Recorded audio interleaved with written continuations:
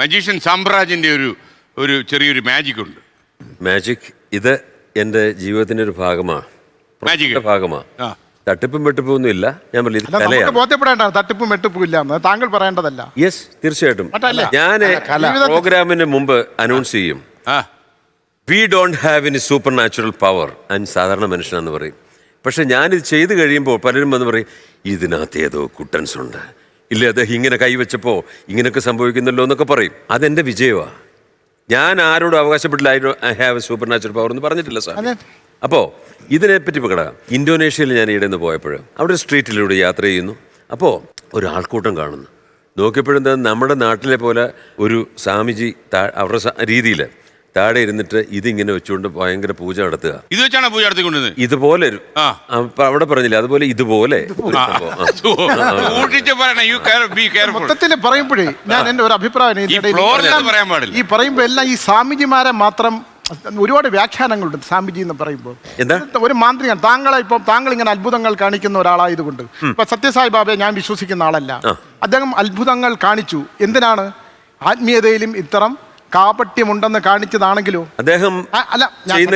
സത്യസായിബ ഞാൻ ദൈവമായിട്ട് വിശ്വസിക്കുന്ന ആളല്ല. ഞാൻ കാണാൻ പോയിട്ടുള്ള ഞാൻ അദ്ദേഹത്തിനെതിരെ ഞാൻ പ്രോഗ്രാം ചെയ്തിട്ടുള്ള ആളാണ്. ഒരു ഹോസ്പിറ്റലുണ്ട് അവിടെ. അതൊക്കെ ഉണ്ടായിക്കോട്ടെ, ഒരു കാര്യമല്ല. ഞാൻ പറയട്ടെ അതൊക്കെ രണ്ടാമത് ഭൗതികതയും ആത്മീയയും തമ്മിൽ. അപ്പോൾ അദ്ദേഹം ഒരുപക്ഷെ ഈ മാല കാണിക്കുന്നു, ഇതൊക്കെ കാണിപ്പോൾ KT കോവൂർ പറഞ്ഞിട്ടുണ്ട് സത്യസായി ബാബയുടെ അടുത്ത്, നിങ്ങളൊരു പൊടിഞ്ഞ പപ്പടം എടുത്തു തരൂ, ഞാൻ നിങ്ങളുടെ ശിഷ്യനാകാം. പറ്റില്ലല്ലോ, മരണം വരെ പറ്റിയില്ല. അദ്ദേഹം ഇടിമലിൻ്റെ എഫക്റ്റ് കാണിക്കും, എല്ലാം കാണിക്കും സത്യസായി ബാബ. പക്ഷെ ഒരു പപ്പടം പൊടിയാത്ത കാണാതെ മറച്ചു വെക്കാൻ പറ്റൂല. നമ്മളെന്തെങ്കിലും കണ്ടിട്ടുണ്ടെങ്കിൽ ഞാൻ വളരെ ഈ പണ്ഡിതന്മാരുടെ നല്ല പണ്ഡിതന്മാരെ ഇവരൊക്കെ തന്നെ നിങ്ങൾ ജ്യോതിഷത്തെ തർക്കിക്കുകയൊക്കെ ചെയ്തു. അദ്ദേഹമൊക്കെ വളരെ കാരണ സഹിതം പറയുന്നതാണ്. ഒരു കാര്യം കൂടെ അതിനകത്ത് ഇടയ്ക്ക് കയറി പറയുവാണ്, ഈ ശാസ്ത്രജ്ഞന്മാർ ദിവസം തീരുമാനിക്കും, ടൈം തീരുമാനിക്കും, ശാസ്ത്രത്തിൻ്റെ വളർച്ചയെക്കുറി പറയും. അവരെന്തിനു പോകണം? അപ്പോൾ സത്യസായി ബാബയിലേക്ക് ഞാൻ തിരിച്ചു വന്നാൽ സത്യസായി ബാബ കാട്ടിത്തന്നതാണ്, അതും അങ്ങനെ എടുക്കാം. ഞാൻ അദ്ദേഹത്തിൻ്റെ എല്ലാ കാര്യങ്ങൾക്കും എതിരായിട്ടുള്ള ആളാണ് സത്യസായി ബാബ. ഞാൻ വിശ്വസിക്കാത്ത ഒരാളാണ് അദ്ദേഹം. ഒരു താങ്കളെ പോലെ ഒരു മാന്ത്രികൻ മാത്രമാണ്. പക്ഷേ എന്ന് വിചാരിച്ച് ഇത് നിശബ്ദരായിരിക്കുന്ന ഒരുപാട് പേര്, ഹിമാലയത്തിലെ സന്യാസിമാർ, ഞാൻ 7 തവണ ഹിമാലയം നടന്നു പോയ ആളാണ്. ഒരു സൈഡിൽ കൂടെ ഞാൻ കണ്ടിട്ടുണ്ട്. ഒരിക്കൽ ഞാൻ നടന്നു പോകുമ്പോൾ എതിരെ വന്ന കുറേ സന്യാസിമാർ ഒറ്റയടി നെറ്റിക്കൊണ്ട് ഞാൻ അവിടെ വീണു. ഞാൻ ഓടി രക്ഷപ്പെടാൻ പറയുമ്പോൾ വലിച്ചു കൊണ്ടുപോയി ആ ഹിമാലയം വലിച്ച് രണ്ടാമതായി. അല്ല, ഞാൻ നിങ്ങൾ അതിനകത്ത് കയറി തർക്കിക്കാതെ ഞാൻ കാര്യം പറയുമ്പോൾ ഞാൻ ഒരു അനുഭവമല്ലേ പറയണേ. അത് ഒരു ഘട്ടം മുറിഞ്ഞ് ആ പിറ്റേ ദിവസം ഹിമാലയത്തിൻ്റെ ആ പോർഷൻ വെള്ളപ്പൊക്കം പോലെ ഉണ്ടായി, രണ്ടായി. അപ്പം നമ്മൾക്ക് അറിഞ്ഞുകൂടാ അതാരാണെന്ന്. നമ്മളെ തിരിച്ചറിയാത്ത ആൾക്കാരുണ്ട്. അത്രയും സിദ്ധിയുള്ള ആൾക്കാർ ഈ ഭൂമിയിലുണ്ട്. അവർക്ക് വേഷങ്ങളില്ല. അവർക്ക് ഒരു കല്ലെടുത്ത് വെച്ച് വിളക്ക് കത്തിക്കും, ഒരു കല്ല് 2 കല്ലുരച്ച് അഗ്നി കത്തിക്കുന്നവരെ കണ്ടിട്ടുണ്ട്. അപ്പോൾ ഇതൊന്നും ഇല്ലാന്ന് നമുക്ക് പറയാൻ പറ്റില്ല. നമുക്ക് അടച്ചാക്ഷേപിക്കാം. ആത്മീയത എന്ന് പറയുന്നത് അഗാധമായിട്ടുള്ള, നമുക്ക് ഒരു കടലിലെ ഒരു ചിരട്ടയിലെ വെള്ളം കോരിയെടുത്ത് ഇതാണ് കടലിൽ നിന്ന് നമ്മൾ പറയരുത്. ഞാനിതൊന്നും തർക്കിക്കാനുള്ള ആളായിട്ട് പറഞ്ഞതല്ല. വിശ്വാസമില്ല. ഞാൻ ഇദ്ദേഹത്തിന്റെ എന്താണ് താങ്കൾ പറയാൻ വന്നത്, ഞാൻ താങ്കളിലേക്ക് വരാം. അപ്പോ ഒരു മാന്ത്രികനെ പോലൊരാള് ദിവ്യാത്ഭുതം കാണിക്കുന്ന, അവിടുത്തെ ദിവ്യാത്ഭുതം കാണിക്കുക, അദ്ദേഹം ഇതിങ്ങനെ വെച്ചിട്ട് ഭയങ്കര പ്രകടനമൊക്കെ നടത്തുന്നു. കണ്ടുകൊണ്ടിരുന്ന കാണികളെല്ലാം, വിശ്വാസികളെല്ലാം തുള്ളുന്നു, ഭയങ്കര ബഹളം. ഇത് കണ്ടപ്പോൾ എനിക്കൊരു അത്യാവശ്യം, കാരണം എൻ്റെ ഈ പ്രോഗ്രാം ഇച്ചിരി ഹൊറർ ടച്ചുള്ള പ്രോഗ്രാമാണ്. അപ്പോൾ എനിക്ക് പറ്റിയ ഒരു സംഭവമാണല്ലോ എന്ന് വിചാരിച്ച്. പക്ഷെ ആ ഏരിയ, ആ സ്ട്രീറ്റിൽ കംപ്ലീറ്റ് ഇങ്ങനെയുള്ള സാധനം തൂക്കിയിട്ടുണ്ട്. അപ്പോൾ അതിൽ എനിക്കൊന്നും മനസ്സിലാകുന്നില്ല എങ്ങനെ ഈ പ്രവർത്തിക്കുക. ഞാനതിലൊരെണ്ണം വാങ്ങിച്ച് വീട്ടിൽ കൊണ്ടുവന്ന് ഞാനിത് നോക്കിയിട്ട് ഒന്നും വർക്കാകുന്നില്ല. ഒരു പ്രത്യേകത എനിക്ക് തോന്നുന്നില്ല. പക്ഷേ എൻ്റെ മാന്ത്രിക പവർ കൊണ്ട്, മാന്ത്രിക എന്ന് ഞാൻ പറയത്തില്ല, മറ്റേതില്ല, എൻ്റെ മാജിക് പവർ കൊണ്ട് ഇതിനെല്ലാം ശക്തികളൊക്കെ ഞാൻ നേടിയിട്ടുണ്ട്. ഇതിപ്പോൾ എൻ്റെ പ്രോഗ്രാമിൽ വന്നുകൊണ്ടിരിക്കുന്ന ഒരു ഐറ്റമാണ്. ഒന്ന് കാണിച്ചു തരാം. എന്താ പ്രഭോ, റെഡി? സാർ ഒരു കാര്യം ചെയ്തട്ടെ, ഇത് കയ്യിൽ എങ്ങനെ പിടിച്ചോ, ഇങ്ങനെ വെച്ചു, ഇങ്ങനെ പിടിച്ചോണം കേട്ടോ. മാജിക് സംഭവിക്കുന്നത് നമ്മൾ ആൾക്കാരെ വിശ്വസിപ്പിക്കുന്നത് ഇങ്ങനെയാണേ. എൻ്റെ പ്രിയ സുഹൃത്ത് ശ്രീകണ്ഠൻ നായർ, ഞാൻ പറയുമ്പോൾ അപ്പ് എന്ന് പറയണം. എവിടെ? നില്ല നോക്കിക്കോണം. ഓം ക്രീം നോക്കുന്നു. സംഭവിച്ചു കഴിഞ്ഞു. ഇനിയും പതുക്കെ കൈക്ക് വല്ല തണുപ്പോ പെരുപ്പോ എന്തെങ്കിലും അനുഭവപ്പെടുന്നുണ്ടോ? ഒരു ചെറിയ പെരുപ്പുണ്ട്. എങ്കിൽ ഞാൻ രക്ഷപ്പെട്ടു. ഇനിയും താഴ്ക്കുക, ഡൗൺ ആണോ? അവിടെ കഴിഞ്ഞു, ഇത്രയേ ഉള്ളൂ. ഓം ക്രീം എന്നുള്ള പദം ഉപയോഗിക്കരുത്, അത് ഇവിടെ ഉപയോഗിക്കാനുള്ളതല്ല. താങ്കളൊക്കെ എന്റെ ആന്തരികമായ അർത്ഥങ്ങൾ തിരിച്ചറിയാത്തത് കൊണ്ടാണ്. അതെനിക്ക് അറിയാത്തതുകൊണ്ട് അത്ര അറിയില്ല. അത് പോട്ടെ, അതെനിക്ക് അത്ര അറിയത്തില്ല. ശരീരത്തിന്റെ മരുന്നാണ്. അത് വേറെ പറയാം.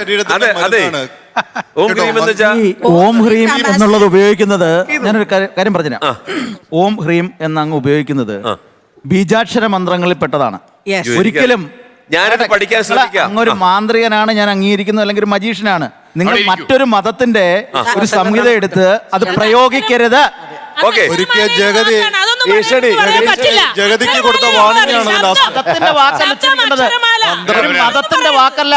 അങ്ങനെയാണെങ്കിൽ വാക്ക് എന്തുകൊണ്ട് എടുക്കുന്നില്ല എന്നൊരു കാര്യം ചേട്ടെ, ഒരു മുസൽമാന്റെ മന്ത്രോച്ചാരണം എടുത്തിട്ട് ചേട്ടെ, ഒരു മുസൽമാന്റെ മന്ത്രോച്ചാരണം എടുത്ത് ചെയ്യട്ടെ, ഞാൻ അംഗീകരിക്കാം. ഇല്ലെങ്കിൽ ഒരു ക്രിസ്ത്യാനിയുടെ മന്ത്രോച്ചാരണം എടുത്ത് ചെയ്യട്ടെ, അംഗീകരിക്കാം.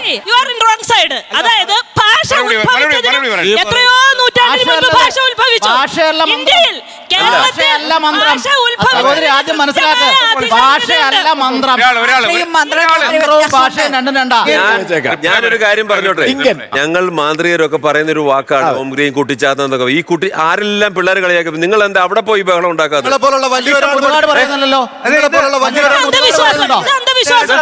മുതുകാട് ഏതെങ്കിലും ഒരു ഷോയ്ക്കകത്ത്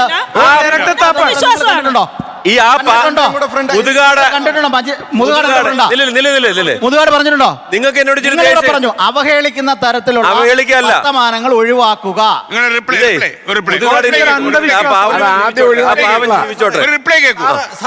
മാജിക്ക് കാണിച്ചു, ഞങ്ങൾ ആസ്വദിച്ചു. എന്താണ് അതിന്ന് ഇവിടെ കിട്ടുന്ന ഒരു ഗുണപാഠം?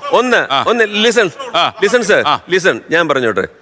ഒന്നാമത് ഓം ക്രീം എന്നൊക്കെ കേട്ടിട്ടുണ്ട്.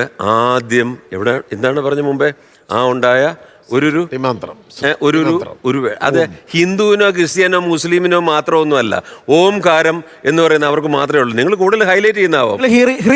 പദം ഉച്ചരിച്ചോ നിങ്ങൾ? ക്രീമിന്റെ ബീജാക്ഷരത്തിന്റെ അർത്ഥം നിങ്ങൾക്ക് അറിയാമോ?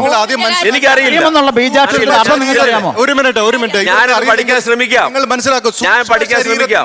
ഔഷധം രണ്ട് വിധത്തിലാണ്. സൂക്ഷ്മ ശരീരത്തിന്റെ ഔഷധമാണ് മന്ത്രം, ശരീരത്തിന്റെ സ്ഥൂല ശരീരത്തിന്റെ ഔഷധമാണ് മരുന്നുകൾ. ആവശ്യമില്ലാതെ മന്ത്രങ്ങൾ മിസ്യൂസ് ചെയ്തു കഴിഞ്ഞാൽ നിങ്ങൾക്ക് ഇന്റേണലിയും അത് കേൾക്കുന്നവർക്കും ഇന്റേണലി ബുദ്ധിമുട്ടുണ്ടാവും. സ്വാമിജി, ഞാനൊന്ന് പറഞ്ഞോട്ടെ, എനിക്ക് അതിനെ പറ്റി അറിയത്തില്ലായിരുന്നു. ക്ഷമയോഗ്യമല്ല, എനിക്കറിയാത്ത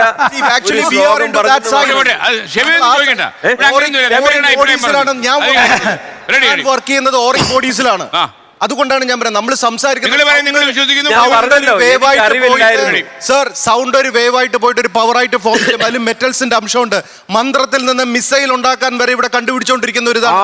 അബ്ദുൽ കലാം സാറിന് അറിയാം അതിന്റെ പവർ എന്താണെന്ന്. നമ്മുടെ മൊബൈൽ ഫോൺ പോലും ഈ എനർജിയുടെ ട്രാൻസ്മിറ്റ് ചെയ്യുന്നതിന്റെ ഭാഗമാണ്.